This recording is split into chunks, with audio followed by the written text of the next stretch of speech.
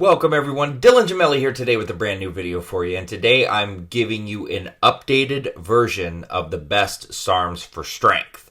But before we get into that, just a big shout out, thank you, gratitude, appreciation, the whole nine. Thank you so much for the support. Please continue to like, share, subscribe. If you haven't, click that bell icon after you subscribe so you don't miss any of the updates.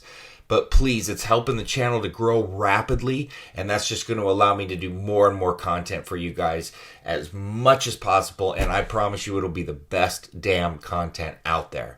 So, why are we redoing the best SARMs for strength? Well, because I was on my high horse, like I always talk about, and I was not acknowledging certain compounds because there wasn't enough out on them yet. And I just needed to get more info, more data before I had a comfort level of putting them, within any kind of, basically anything that I'm putting out there for me to have comfort discussing them at all. So now we've got a little bit of a switch going on here. So I had to leave one off of here that was tough for me, but there's just, and I'll explain as we go, YK11 just barely missed out, but I'm telling you, it just doesn't quite get there, and I think you'll understand why. I've got one you might find a little controversial in here, people always have, but I stand by it 1,000,000%.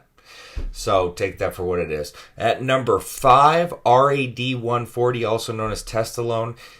You can argue RAD 150 along with it. There's really no, and I can actually group those together because there's really no significant difference in terms of the strength you're getting with those. The basic significant difference on those two is the half-life. I'm going to do a video on it more in detail, but that's the main difference in it, which could allow for every other day dosing, and that's really, the benefit there if you want to do it that way. But RAD 140, RAD 150, number 5. I don't think anybody's going to really argue with them being on this list at all. They definitely belong. I mean, RAD 140 is the most popular SARM there is out there. I've done a video on that calling it the king of SARMs because it is.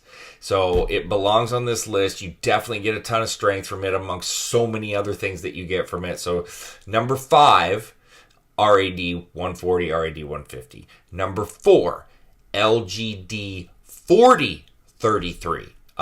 Always been great for strength, and we're splitting hairs here between 4, 3, and 2. So don't think because I have LGD 4033 fourth. I mean, I'm talking by minute as we move forward, but I've always argued the next one, and I'm going to stand by it. I 100% stand by my next one. But look, 4033, we all know what it is. It's the bulking SARM. You're going to get the most size from it, more than likely, on any other SARM. You could argue S23 because it's almost like a steroid. We could get into that argument later.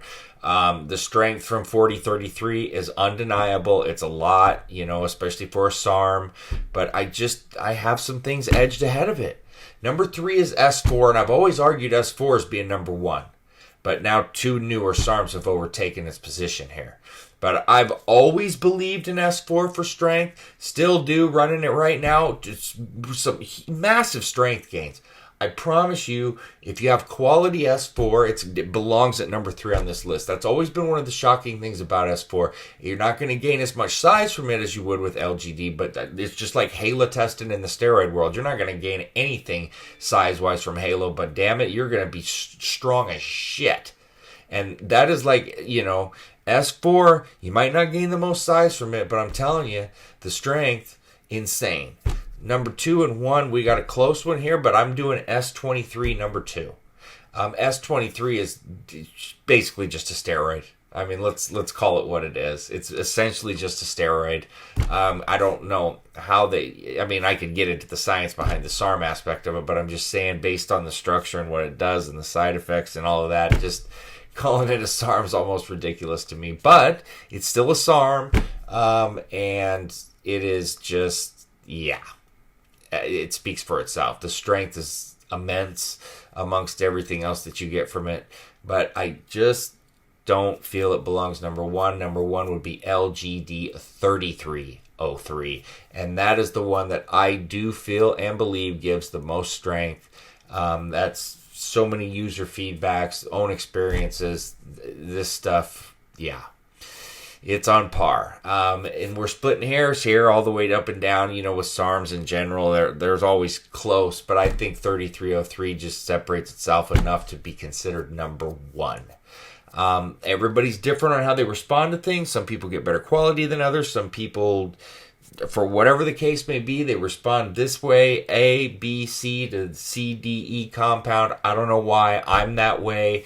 I've talked about it with other steroids and SARMs that I've used. That's just the way we are. But this is just a list that, I have to make these lists and find that sometimes there's huge gaps and sometimes it's very minute and small. And I have to figure out little reasons to justify one to be ahead of the other.